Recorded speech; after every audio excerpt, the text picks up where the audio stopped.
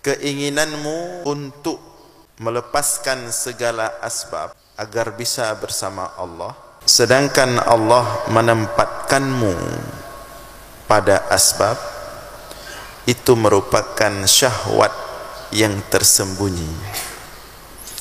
Wa iradatuka al-asbab, dan keinginanmu berada pada asbab, ma'a iqamatillahi iyya fit tajrid, padahal Allah menempatkanmu pada tempat lepas dari sebab, inhitatun anil himmatil aliyah, itu adalah turun dari tempat yang tinggi ke makam yang rendah.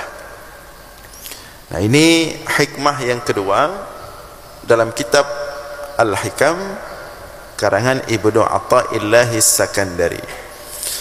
Kalau kita artikan secara umum, ya, keinginan seseorang untuk bersama Allah dengan cara melepaskan diri daripada berbagai kewajiban-kewajiban asbab, itu merupakan syahwat yang tersembunyi, disebut dengan at-tajrid, keinginan untuk at-tajrid. Kemudian yang kedua, keinginan untuk tetap berhubungan dengan asbab, padahal Allah menginginkan seseorang itu bertajrid. Itu merupakan proses turun dari makam yang tinggi ke tempat yang rendah. Nah, di sini kita lihat ada beberapa kata-kata kunci. Yang pertama, at-tajrid. Apa itu at-tajrid? At-tajrid adalah seseorang yang terlepas daripada asbab.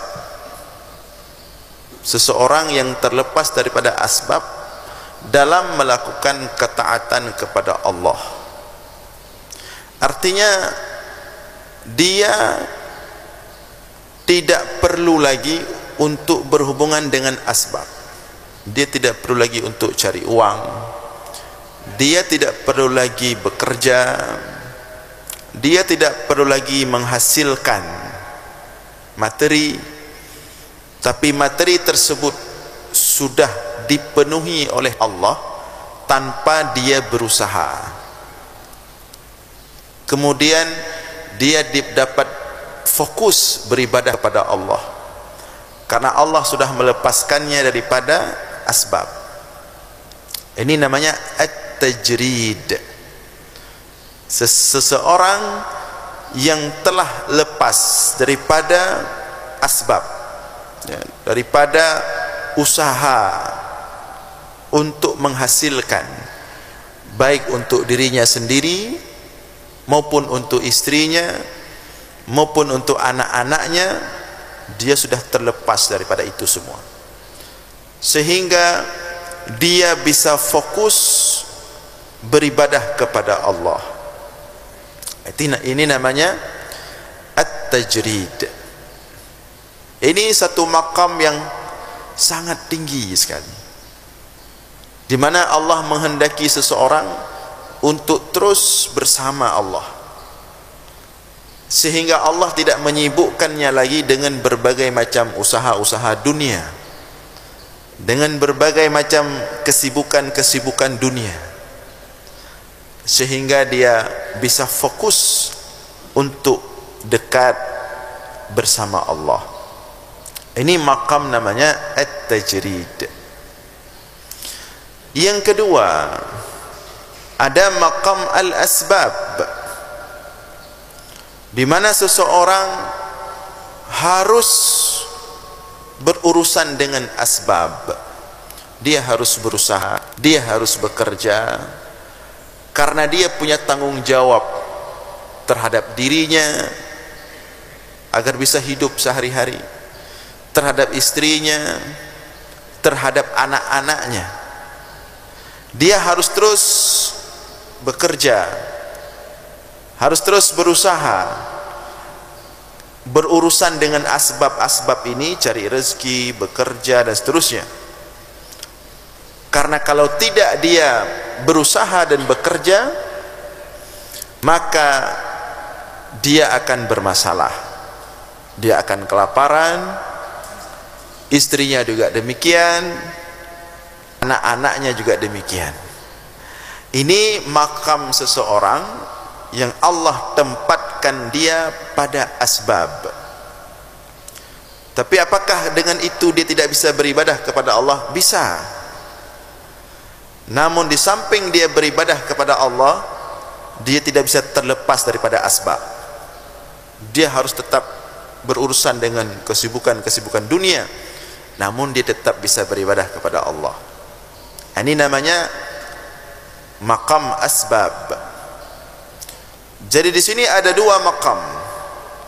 Maqam yang pertama maqam tajrid, seseorang yang telah Allah lepaskan dia daripada berbagai kesibukan dunia, sudah Allah cukupkan dia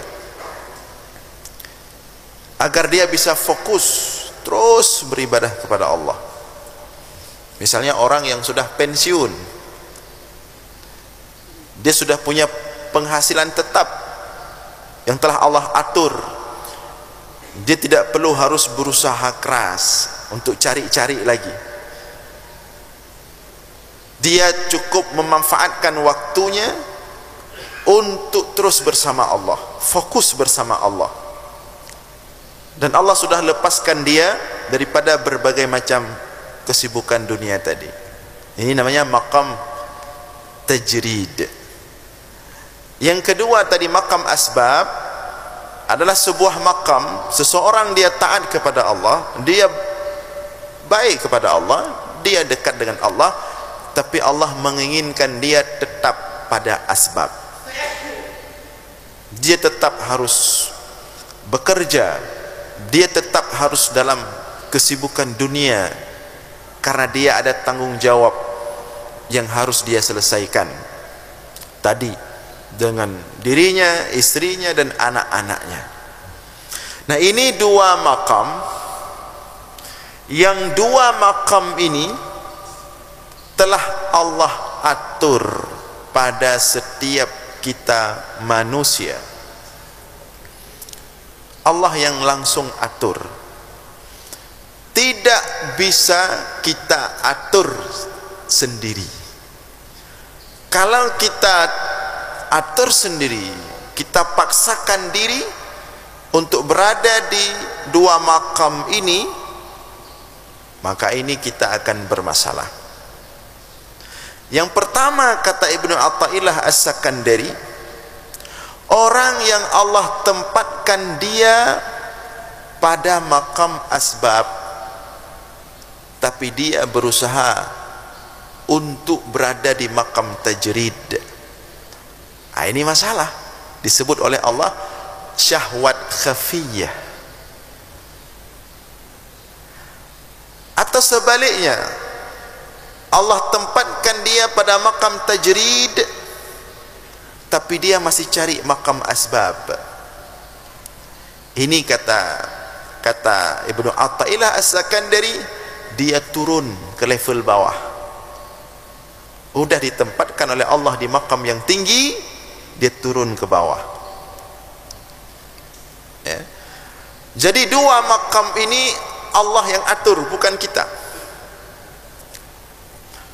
Maqam pertama, kesalahan pertama manusia dalam hikmah ini, ada orang-orang yang Allah tempatkan dia pada maqam asbab. Dia harus bekerja, dia harus mengais rezeki, dia harus cari uang. Memang Allah tempatkan dia di situ. Apakah berdagang atau berbisnis, atau dia sudah Allah kehendaki kontak dengan kantor, apakah itu instansi pemerintah atau instansi swasta, Allah sudah atur. Dia tidak bisa lepas dari itu. Dia harus bekerja, dia harus menghasilkan, karena dia punya tanggung jawab. Ya. Kalau dia tidak bekerja, kalau dia tidak berusaha, untuk menghasilkan, maka dia akan bermasalah. Baik itu dirinya tidak bisa makan, tidak ada uang, atau yang akan bermasalah istrinya, atau yang akan bermasalah anak-anaknya, tidak ada nafkah yang bisa dia bawa pulang kepada keluarganya. Orang yang seperti ini Allah tempatkan dia pada makam asbab. Jangan coba-coba kemudian lari dari makam asbab ke makam tajrid. Jangan coba-coba meninggalkan semua asbab, tidak mau lagi bekerja, tidak mau lagi menghasilkan uang, tidak mau lagi berdagang, tidak mau lagi kerja, dengan alasan ingin fokus dengan Allah. Itu syahwat Anda itu. Walaupun niatnya baik, ingin meninggalkan semua urusan-urusan dunia, pikirlah, ingin tajrid, ingin khusus, ingin berdoa antok sama Allah, ingin fokus ibadah, meninggalkan semuanya asbab. Padahal Allah tempatkan dia di situ. Orang yang seperti ini, meskipun tujuannya baik, pada hakikatnya dia sedang menjalankan syahwatnya, tapi syahwat yang tersembunyi. Maka kata Ibnu Athaillah As-Sakandari, asyahwatul khafiyah, syahwat memang nampak itu bagus, tapi kalau kita telusuri lebih dalam, itu sebenarnya syahwat. Artinya itu keinginan pribadi dia, cuma tidak nampak. Maka disebut oleh Ibnu Athaillah As-Sakandari, itu asyahwah al-khafiyah, itu syahwat yang tersembunyi. Dan itu akan berbahaya bagi dia. Ada orang berfikir, dengan dia meninggalkan semua urusan dunia, dengan dia meninggalkan semua asbab tadi, kerja, cari uang, cari nafkah, dia tinggalkan semuanya, kemudian dia ingin fokus dengan Allah, ingin berdoa dengan Allah, dia mengira dengan begitu dia bisa khusyuk, bisa fokus, bisa bermesraan dengan Allah. Dia mengira seperti itu. Tapi pada hakikatnya, kalau dia mau sadar, ketika Allah tempatkan dia pada makam asbab, tapi dia tinggalkan, dia fokus kepada Allah, maka dia akan menghasilkan kehancuran yang lebih besar ketimbang dia tetap berada pada asbab dan tetap beribadah kepada Allah. Kalau dia tetap bisa bekerja, bisa menghasilkan uang, bisa menghasilkan nafkah, kemudian dia dapat membiayai dirinya sendiri, memenuhi kebutuhan istri dan anak-anaknya, padahal itu bagus bagi dia, sehingga dia bisa beribadah dengan khusyuk, dia bisa sholat dengan khusyuk, dia bisa sholat dengan khusyuk. Kenapa dia bisa sholat dengan khusyuk? Kebutuhannya sudah terpenuhi karena dia bekerja sehari-hari, kebutuhan istrinya bisa terpenuhi karena dia bekerja sehari-hari, ada penghasilan, kebutuhan anak-anaknya bisa terpenuhi karena dia bekerja sehari-hari, ada penghasilan. Justru dia dengan seperti itulah bisa enak sholat, enggak kepikiran lagi harus beli beras, harus hari ini dapat uang dari mana untuk beli beras, hari besok dapat uang dari mana jajan anak sekolah. Justru dengan dia terus berhubungan dengan asbab, bekerja, dia bisa ibadah dengan khusyuk. Tapi sebaliknya, dia tidak tahu ada orang yang dia tinggalkan semua asbab, dia fokus beribadah kepada Allah, justru membuat dia lebih tidak khusyuk. Dia tinggalkan semua, tidak mau bekerja lagi, tidak mau menghasilkan lagi, tidak mau ke kantor lagi, fokus, ini mau sama Allah tok, nggak ada urusan lain. Sholat dia, lagi dia sholat, perutnya itu lapar, bisa khusyuk enggak dia? Lagi dia sholat, ya, di rumah tidak ada beras, lagi dia sholat, istrinya ribut, mana ikan, mana sayur, lagi dia sholat, anak-anaknya perlu jajan untuk sekolah. Maka sebenarnya ketika seseorang Allah tempatkan pada makam asbab, tapi dia tinggalkan asbab itu dengan tujuan ingin dekat dengan Allah, justru tambah menjauhkan dia dari Allah. Makanya kata Imam Asy-Syatibi dalam kitab Al-Muwafaqat, hati-hati dalam masalah ini. Ada orang berpikir agar kita bisa khusyuk, tidak usah lagi urusan dengan dunia, biar bisa khusyuk sholat, nggak usah pikir-pikir lagi penghasilan, nggak usah pikir-pikir kerja, dengan begitu bisa khusyuk. Kata Imam Asy-Syatibi, dia tidak tahu ada kondisi dengan dia meninggalkan dunia 100% justru membuat dia tidak bisa khusyuk, justru membuat dia lebih tidak bisa khusyuk. Jadi hati-hati dalam memaknakan masalah ini, hati-hati dalam mengambil langkah, ikuti aturan Allah. Jangan begitu semangat, jangan begitu semangat beribadah, begitu semangat taat kepada Allah langsung ambil keputusan, tinggalkan semua urusan dunia, nggak mau kerja lagi, nggak mau cari uang lagi, mau fokus bersama Allah. Itu menurut Anda, bukan menurut Allah, ya. Dan itu banyak kejadian. Ada orang kadang-kadang dengan semangat beragama, dia tinggalkan semua kewajibannya, tinggal istri di rumah, tinggal anak di rumah, ujungnya kocar-kacir. Yang bermasalah dia sendiri, yang jelek agamanya. Dia pikir agamanya ajarkan dia seperti itu, menelantarkan istrinya, menelantarkan anaknya demi kenikmatan dia sendiri beribadah kepada Allah. Maka disebut di sini itu syahwat yang tersembunyi. Nah, itu makam yang pertama, itu kesalahan pertama dalam seseorang menempatkan diri di mana makam dia. Maka dari sini hendaklah seseorang itu tahu di mana makam dia. Kalau Allah tempatkan dia di makam asbab, jangan pindah-pindah, terus di situ, terus di situ. Allah tempatkan dia untuk bekerja di sebuah instansi, katakanlah seperti contoh, ya, terus di situ, terus bekerja, terus beribadah kepada Allah sambil bekerja, karena Allah menempatkan kita di situ. Karena Allah tahu kalau Allah tempatkan kita tidak di situ, kita tidak sanggup.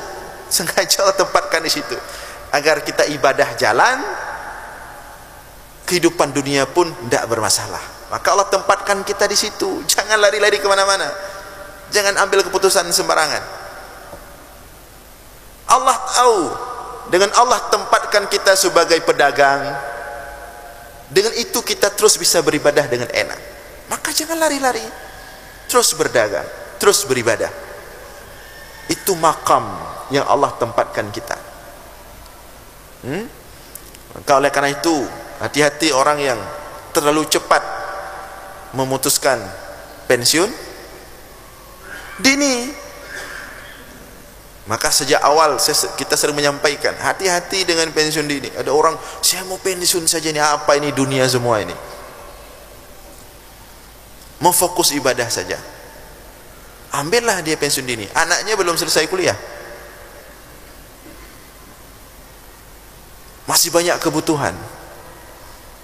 Akhirnya terjadilah kekacauan dalam hidupnya yang lebih mempengaruhi negatif terhadap ibadahnya. Menyawai mangat ke ibadah, gara-gara gecok pensiun dini, kehansip kebutuhan keluarga, makin susah ke ibadah.